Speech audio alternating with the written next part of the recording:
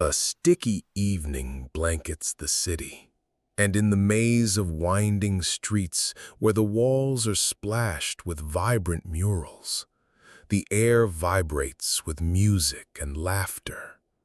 Somewhere deep in the neighborhood, a light flashes on. The Bale Funk is starting.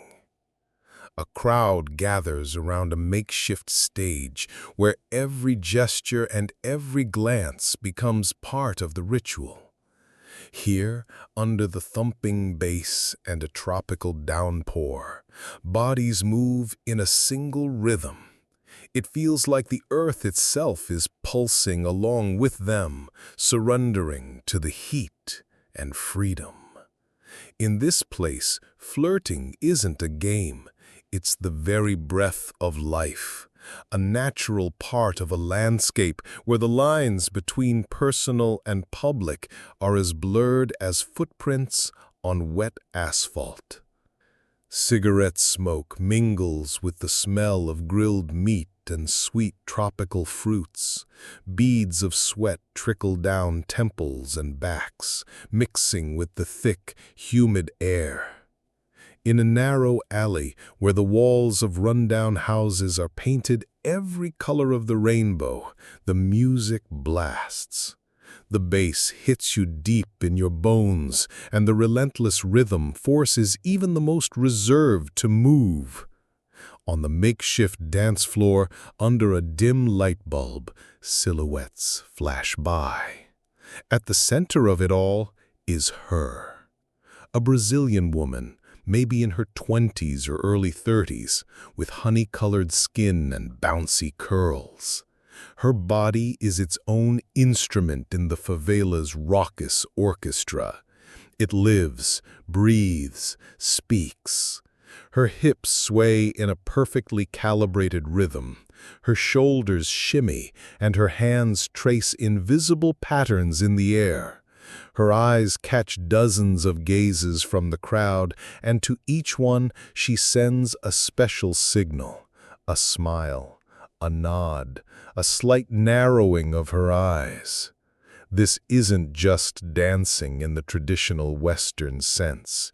It's a language, the language of flirtation, of life, where the rules are dictated by the heat, the rhythm, and a certain kind of freedom that's invisible to an outsider.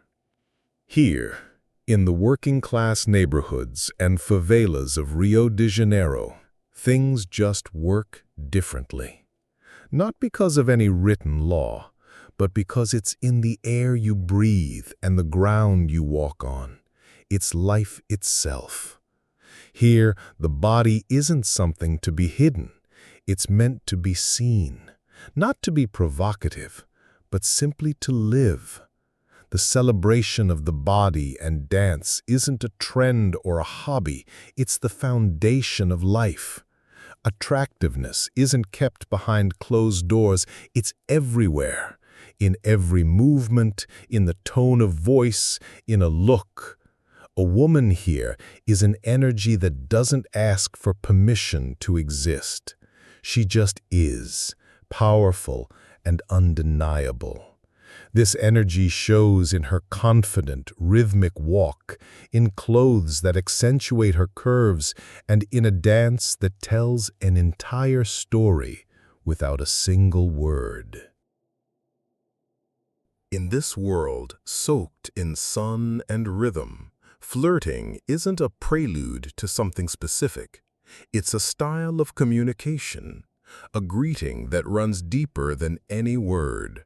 It's a way to feel your own vitality, attractiveness, and strength in a complex and often dangerous world. On the street, on the bus, at the market, flirting is everywhere. In the glances, smiles, and short phrases a woman might exchange with dozens of men. It's not a promise, but an acknowledgement. I see you. This constant, pulsating dialogue, built on mutual attraction, keeps the fire of life burning.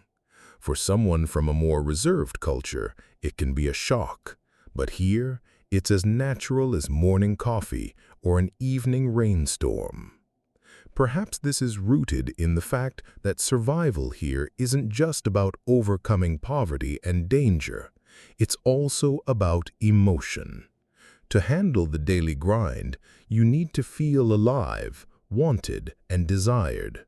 The body's openness becomes a display of resilience and inner freedom. This isn't frivolity or a lack of morals. It's a way to claim your space, express attraction, and feel the fullness of life. In a world ruled by rhythm and heat, the body isn't a source of shame, but a language of freedom and self-expression. It speaks louder than any words, telling the world who you are and how deeply you feel. People here don't look for hidden meanings in every glance or smile. They read energy. If the energies match, a dance begins. Sometimes for one night, sometimes for longer, but always in the language of the body and flirtation, understood by everyone who lives under this sky. Flirting becomes the default language of communication, and through it, the body reclaims a freedom that seems inexplicable from the outside. Behind this openness lies a complex system of relationships where intimacy isn't limited to monogamy. Relationships are often layered. There's the official husband or long-term partner you share a home with, and then there are what you might call friends with benefits, men with whom there's a strong physical attraction, free from domestic or emotional strings. This isn't necessarily a lover in the romantic sense. It could be someone in your social circle, sometimes even a friend of the husband. And partners know about this, but keep quiet because that's just how things work. Open conflict or demanding exclusivity is seen as a sign of weakness. Men are afraid of losing a woman who brings so much energy into the home, so they accept the unwritten rules of the game. This part of the culture is called jeitismo. It's the classic Brazilian way of solving problems when official channels are blocked. The art of navigating tricky situations, finding creative solutions, and pretending not to see the obvious to maintain a fragile balance. We might call it finding a loophole or working the system. Jeitinho isn't always about deceit. It's more the art of negotiation, using personal connections and charm. Sometimes it's small things, like talking a bus inspector into letting you ride without a ticket. And sometimes it's about settling a conflict so that nobody loses face. Everyone understands the situation, but public drama over these friends with benefits is rare. As long as the woman comes home and fulfills her responsibilities, her freedom is her own business. What other cultures would call betrayal isn't considered cheating here. There's no assumption that a woman's body belongs to one man after marriage. The core principle is that she owns her body. This isn't just a nice sentiment, it's the foundation of her existence. Her desires and her choices are her own turf. A man can be her life partner, but not the owner of her body. This right allows her to build relationships on her own terms. The epicenter of this life is the favelas and their famous parties, gatherings that are almost ritualistic. In the thick crowd of dancers, the most candid games are played out.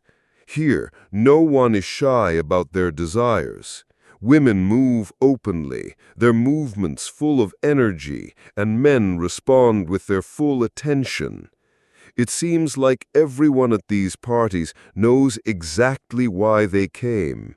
But even here, amidst the apparent chaos, there are unwritten rules. The dance becomes a ritual that allows people to interact on a deep level without upsetting the overall balance. An event like this requires preparation, choosing an outfit, doing your hair. The dance itself is a form of self-expression and communication. It's not just about flirting, but also about strengthening social bonds and projecting strength and confidence. It's a place where the unwritten rules of their world become visible to all. Today, this tradition is changing. The city is growing. Old favelas are giving way to new developments, and with them, some of that atmosphere is fading. Parties are more often held under the eye of the authorities, and the younger generation heads to air-conditioned clubs. Openness is giving way to new restrictions, but the spirit of flirtation and the celebration of the body still live on in the hot Rio nights. This culture survives and adapts, preserving its rituals wherever it can still be free, even if it's just for one dance, for one night.